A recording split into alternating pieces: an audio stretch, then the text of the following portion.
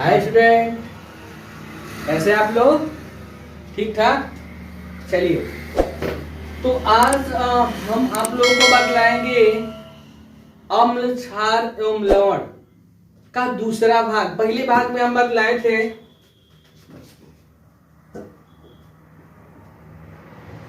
अम्ल, क्षार एवं लवण के बारे में। पहले वीडियो में हम लोग को बतलाए थे अम्ल, क्षार एवं लवण के बारे में कि अम्ल क्या होता है, क्षार क्या होता है, लवण क्या होता है। ठीक है। और इसी के भाग में से अगला टॉपिक हमारा है वो हम पढ़ेंगे विरंजक चूर्ण। विरंजक चूर्ण आई बात समझ में कि विरंजक चूर्ण होता क्या है। हम पढ़ेंगे किसके बारे में? विरंजक चूर्ण के बारे में कि विरंजक चूर्ण क्या होता है। तो सबसे पहले हम देखेंगे विरंजक चूर्ण का रासायनिक सूत्र।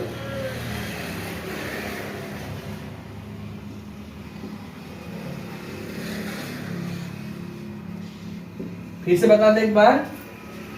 हम ये देखेंगे कि विरंजक चूर्ण होता क्या है, कैसे बनाया जाता है, रासायनिक गुण क्या होता है, भौतिक गुण क्या होता है, उपयोग क्या होता है। आई बात समझ में? तो विरंजक चूर्ण का देखेंगे रासायनिक सूत्र क्या होता है। CaOCl2। विरंजक चूर्ण का सूत्र क्या हुआ? CaOCl2। ठीक है। इसका हम देखेंगे अणुभार। अणुभार यानी CaOCl2 का अणुभार क्या होता है। ठीक है। निकालेंगे कैल्शियम कितना अनुपात में है? 1 अनुपात में। ऑक्सीजन कितना अनुपात में है? 1 अनुपात में। और क्लोरीन कितना अनुपात में है? 2 अनुपात में। तो 2 गुणा के Cl लिखेंगे। ठीक है। अब क्या करेंगे? कैल्शियम का परमाणु भार कितना होता है? 40। इसको आवाज साड़ी से देख लेंगे। ऑक्सीजन का परमाणु भार 16। कैल्शियम का क्लोरीन का परमाणु भार Cl क्लोरीन का परमाणु भार 35.5। तो 2 गुणा के 35.5। ठीक है। इसका जोड़ लेंगे 6 और 4 1 5। 35.5 में 2 का गुणा कर देंगे। गुणा करेंगे 2 5 10 को 0, दशमलव है तो दशमलव, 2 5 10 1 11, 2 3 6 7। यानी आया कितना हमारा? 71। दोनों को जोड़ देंगे 6 7 7 5 12। यानी आया कितना? विरंजक चूर्ण का परमाणु भार कितना आ गया? 127। ठीक है। 127 यहां पे लिख दें। 127 हो गया। इसका सामान्य नाम देखेंगे क्या होता है।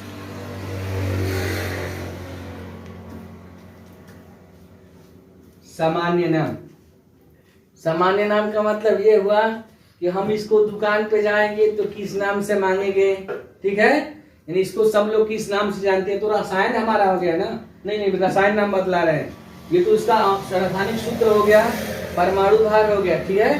सामान्य नाम देखेंगे क्या होता है। विरंजक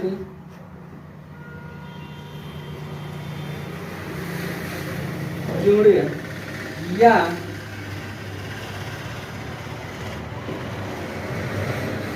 विरंजक पाउडर। आई बात समझ में? 2 नाम से जानते हैं। तो विरंजक चूर्ण बोलेंगे तब, या ब्लीचिंग पाउडर। विरंजक ना कह करके ब्लीचिंग पाउडर कह सकते हैं। Bleaching powder. ठीक है। 2 नाम से जाना जाता है। इसका रासायनिक नाम हम लोग देखेंगे। ये सामान्य नाम हो गया। रासायनिक नाम। ठीक है। कैल्शियम क्लोरो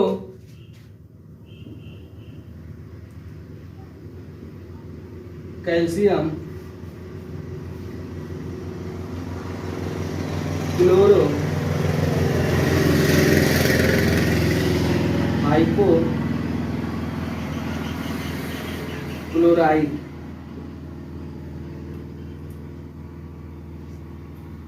फिर से देख लेंगे, इसका रासायनिक नाम क्या हुआ? कैल्शियम क्लोरोहाइपोक्लोराइट या क्लोराइड ऑफ लाइम या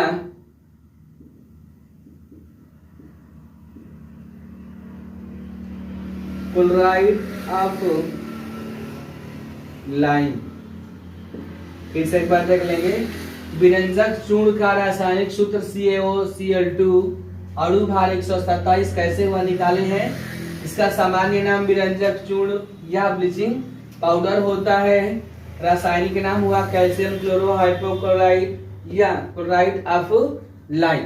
ठीक है, अब इसको नोट्स कर लेंगे।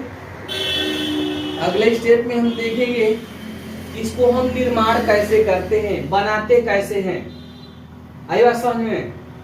इसको ये देख लेंगे कि इसको हम बनाते कैसे हैं। मिटाते इसको।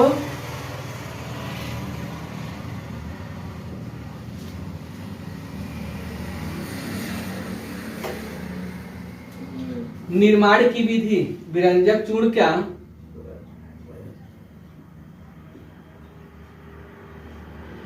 निर्माण की विधि।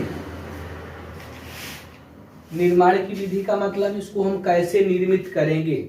जो हमारा विरंजक चूर्ण था इसको हम कैसे निर्मित करेंगे, कैसे बनाएंगे। ठीक है, तो सबसे पहले हम क्या करेंगे, अब हम सीखेंगे विरंजक चूर्ण का निर्माण की विधि, यानी विरंजक चूर्ण हम कैसे बनाएंगे।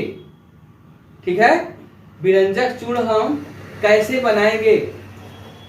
तो विरंजक चूर्ण बनाने के लिए सर्वप्रथम हम क्या करेंगे, भुजा हुआ चूना, जिसे हम लोग घर कलाई करते हैं ना, उसी को लेंगे, भुजा हुआ चूना। यानी हम लेंगे कैल्शियम हाइड्रोक्साइड, जिसका रासायनिक सूत्र होता है CaOH का होल ट्वाइस, CaOH का होल ट्वाइस, भुजा हुआ चूना को क्लोरीन गैस के साथ हम क्रिया कराएंगे। एक बार फिर से देखेंगे, भुजे हुए चूने को क्लोरीन गैस के साथ अभिक्रिया कराएंगे तो हमारा निर्मित होगा calcium hypochlorite CaOCl2 plus H2O। आई बात समझ में? फिर से एक बार देख लेंगे, कैल्शियम हाइड्रोक्साइड को यदि क्लोरीन गैस के साथ हम क्रिया कराएंगे तो हमारा निर्मित होगा विरंजक चूर्ण और प्लस जल। इसका नाम लिख दे रहे हैं कैल्शियम हाइड्रोक्साइड। ये हमारा है क्लोरीन, ये हमारा हुआ विरंजक चूर्ण और ये हुआ जल। ठीक है, निर्माण हम ऐसे कर लेंगे। आई बात समझ में? इसको देख नोट्स कर लेंगे कि विरंजक चूर्ण हम कैसे बनाएंगे। भुजे हुए चूने को क्लोरीन गैस के साथ क्रिया कराएंगे तो बनेगा हमारा विरंजक चूर्ण और जल। मिटा दें इसको।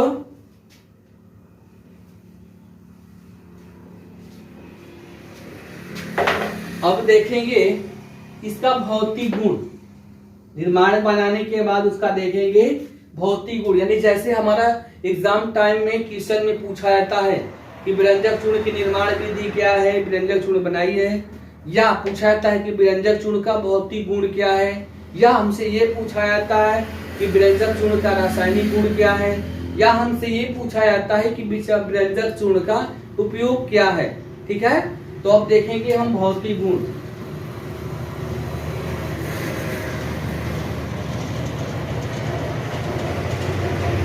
भौतिक यानी विरंजक चूर्ण का भौतिक गुण क्या होता है। पॉइंट दे दे के लिख लेंगे, यह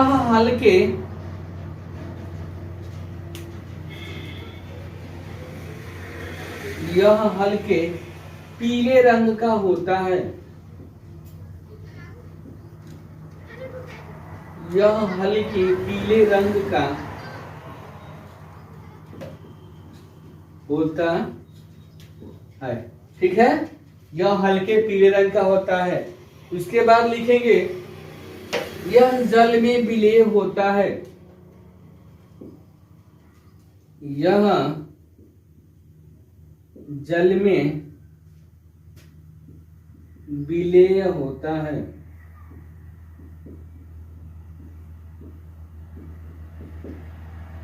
यह जल में विलेय होता है। अगला पॉइंट लिखेंगे इसका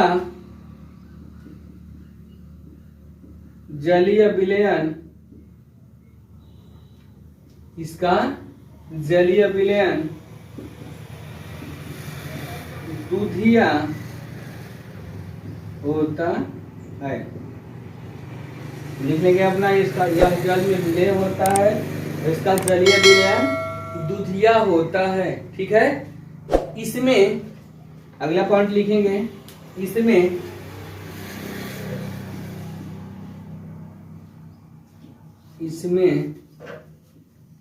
क्लोरीन जैसी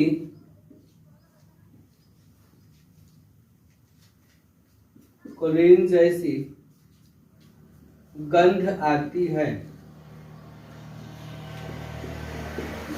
इसमें क्लोरीन जैसी गंध आती है।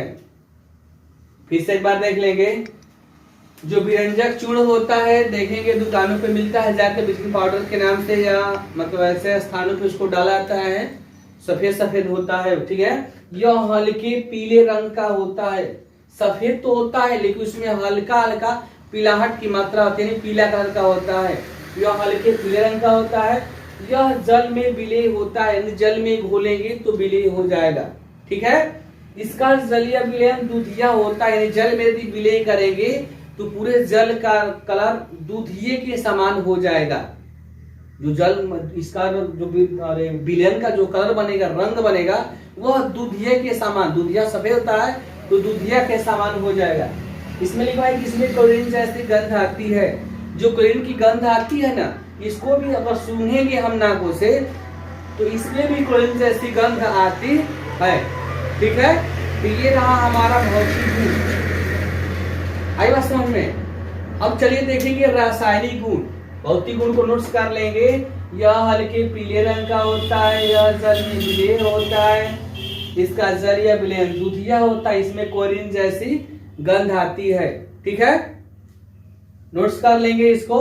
अब देखेंगे हम रासायनिक गुण। रासायनिक गुण का मतलब ये हुआ कि यह किसी अन्य यौगिक से अभिक्रिया करके, यानी हमारा विरंजक चूर्ण किसी अन्य यौगिक के साथ अभिक्रिया करके क्या बनाता है। जैसे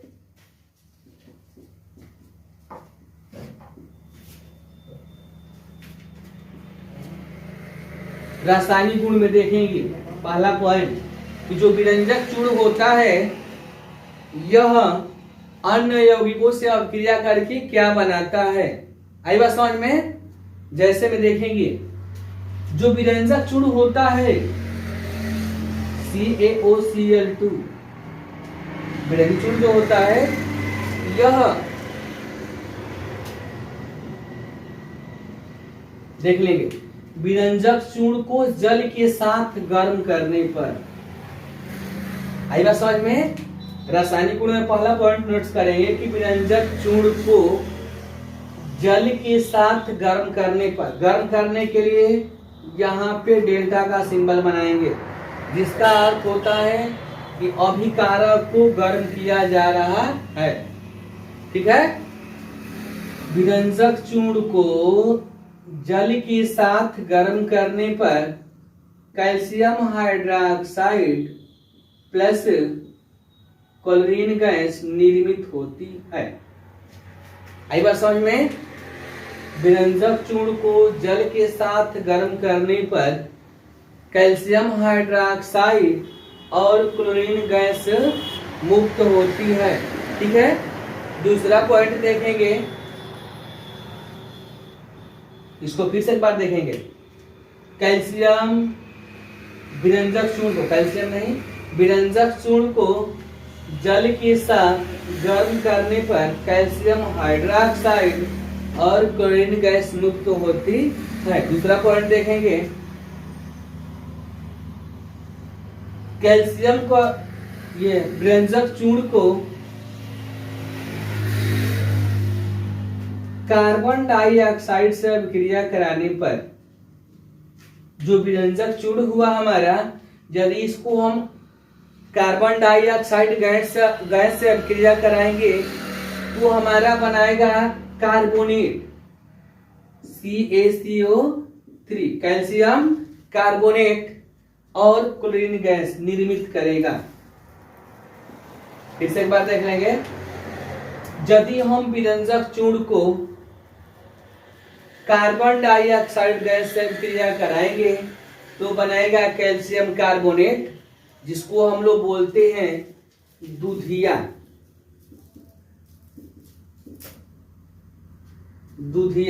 कैल्शियम कार्बोनेट और क्या बनेगा हमारा, क्लोरीन गैस बनेगा, मुक्त होगी ये। ठीक है, चलो 2 लिख लिए। फिर एक तो तीसरा देखेंगे, ठीक है, 200 नोट्स कर लिए। अब तीसरा देखेंगे क्या होता है। तीसरा हमारा ये हुआ कि यदि हम विरंजक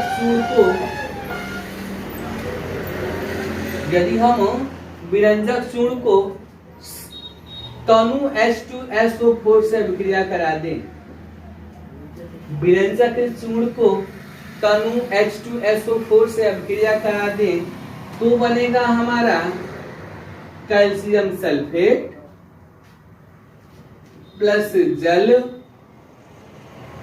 और बनेगा Cl2 गैस के रूप में बनेगा। इसको बोलेंगे प्राप्य क्लोरीन।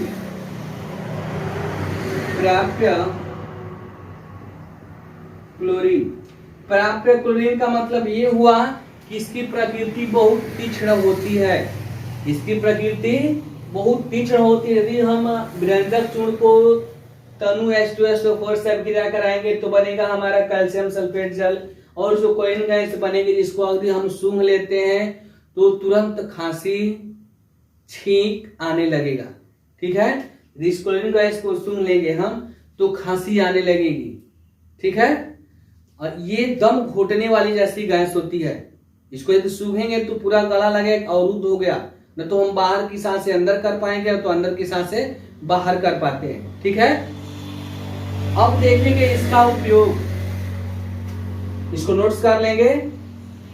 ये हमारा तनु H2SO4 है, तनु अम्ल कर लेंगे। ये हमारा हुआ कैल्शियम सल्फेट,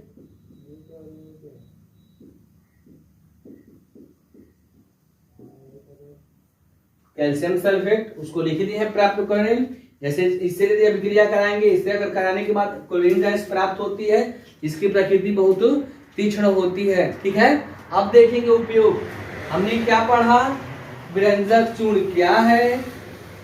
ठीक है, उसके बाद हमने पढ़ा निर्माण की विधि, यानी उसको हम कैसे निर्मित करेंगे। आई बात समझ में।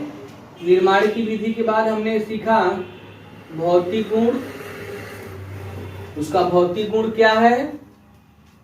भौतिक गुण के बाद हमने सीखा उसका रासायनिक गुण, उसका रासायनिक गुण क्या है। अब हम सीखेंगे उपयोग। उपयोग का मतलब ये हुआ कि विरंजक चूर्ण को हम कहाँ पे उपयोग करते हैं, हमने उसका बारे में सीख लिया, रासायनिक गुण जान लिया, भौतिक गुण जान लिया। ठीक है, लेकिन इसका हम उपयोग कहाँ करते हैं। बनाने को तो बना लिया हमने, रासायनिक भी कर लिया, भौतिक भी कर लिया, लेकिन इसका दरअसल में उपयोग कहाँ करते हैं। ठीक है,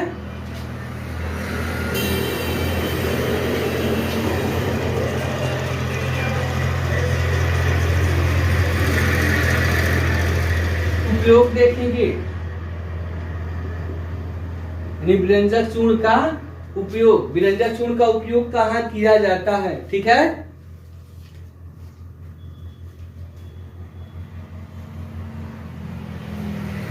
पहला देखेंगे जीवाणुनाशक के रूप में।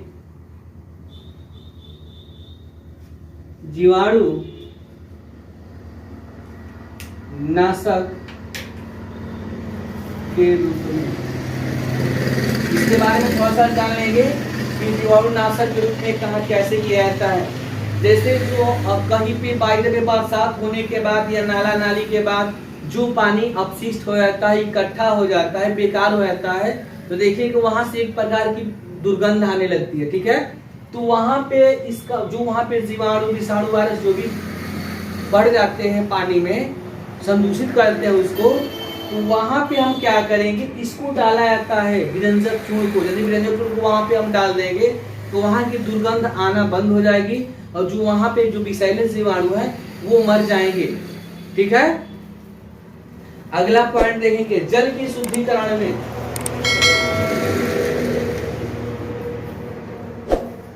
जल के शुद्धिकरण में, जल के शुद्धिकरण का मतलब ये हुआ कि जल को शुद्ध करने में, पहले के टाइम में, अब के टाइम में तो मान के चलिए कि आरओ हो गया, फिल्टर हो गया, तमाम सारी दवाई आ गई, लेकिन कुछ समय पहले देखा जाए तो जल को शुद्ध करने के लिए कुएं में, हैंडपंपों में क्या होता था कि उसमें अलग से ये विरंजक चूर्ण या लाल लवण, लाल लवण का शायद आपने नाम सुने हुए, दोनों को डाला जाता था। इसका रासायनिक सूत्र होता है KMnO4। KMnO4 रासायनिक का नाम होता है पोटेशियम परमैंगनेट। आई बात समझ में। तो पहले के समय में जल को शुद्ध करने के लिए विरंजक चूर्ण कुएं में भी डाला जाता था और जो हैंड पाइप होते हैं इनमें भी डाला जाता था। आई बात समझ में। अगला पॉइंट देखेंगे,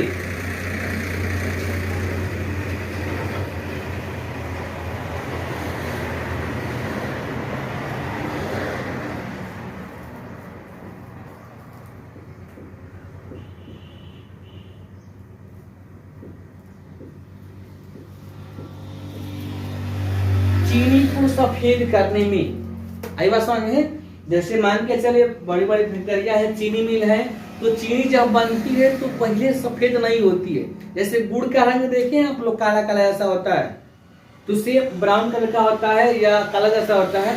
तो पहले चीनी बनती है तो उसका वो भी वैसे ही उसी सेम कलर की होती है।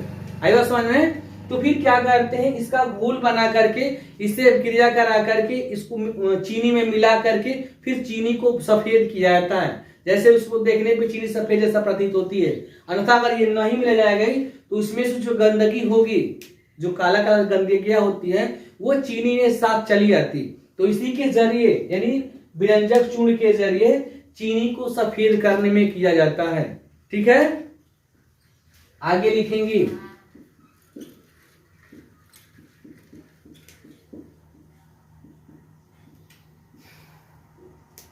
क्लोरोफॉर्म के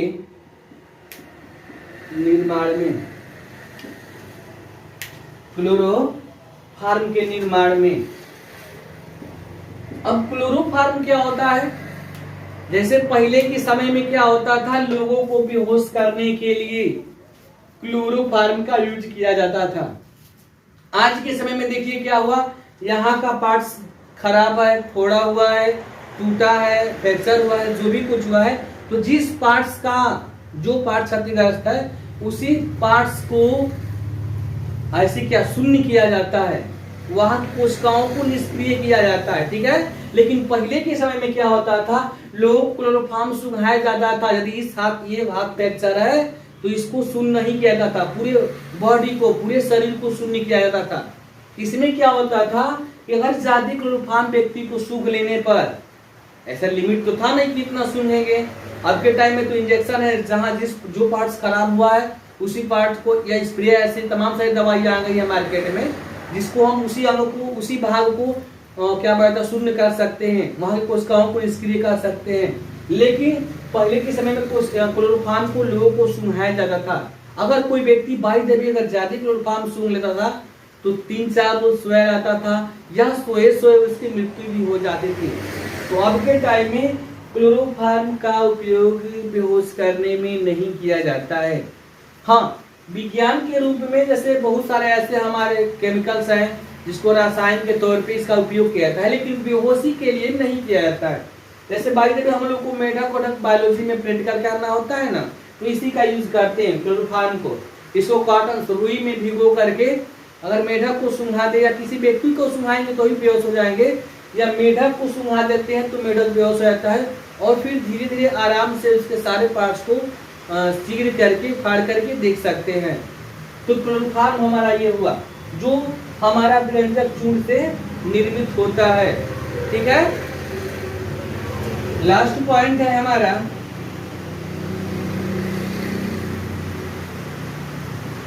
ऊन को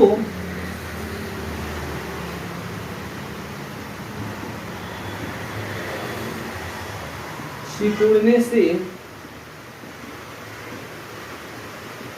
बचाने में, थोड़ा सा गौर करेंगे, ऊन को सिकुड़ने से बचाने में। जैसे मान के चलिए जो भेड़ी हुआ, भेड़ देखे होंगे आप लोग ना, भेड़ का जो बाल होता है सब लोग देखेंगे ऐसे सीधे नहीं बल्कि ऐसे करके होता है, या हम लोग कोई ऊनी वस्त्र जो पहनते हैं ये हुआ, या मतलब और सारे जीव पाए जाते हैं जिनका जैसे बालों से ऊन बनाया जाता है। तो ऊन को पहले जैसे इसी के विलयन में, व्यंजक चूर्ण के विलयन में अच्छे ढंग से पूरा उसको धोया जाता है। जैसे टेढ़ा टेढ़ा ऐसे भेड़ी का बाल देखेंगे, भेड़ का सब ऐसे ऐसे रिंग करके ऐसे इस ढंग का करके होता है ऐसा। यदि व्यंजक चूर्ण के हम विलयन में उसको धो देंगे, भिगो देंगे, तो एकदम सीधे सीधे बन जाता है। जैसे आकार में चाहेंगे उससे वैसा वस्त्र, वैसे कपड़ा, धागा, जो भी कुछ बनाना चाहेंगे तो कर सकते हैं, यदि ऊन को हम व्यंजक चूर्ण में, व्यंजक चूर्ण के विलयन में उसको मिला दें तब। ठीक है, तो आप लोग ये देखिए कि यदि हमारी वीडियो अच्छी लगी है, ठीक है, यदि आप लोगों को हमारी वीडियो अच्छी लगी हो तो अधिक से अधिक अपने दोस्तों को शेयर करें, लाइक करें, सब्सक्राइब करें। और जो टॉपिक ना समझ में आए कि सर हमको ये टॉपिक आप ऐसे बताए समझ में नहीं आया, इसका मतलब क्या हुआ, रसायन में कैसे ये हो रहा है, भौतिक इसका यही होता है, या उपयोग में किसी का अर्थ ना समझ में आए, तो इसको आप कमेंट बॉक्स में हमसे पूछ सकते हैं। ठीक है।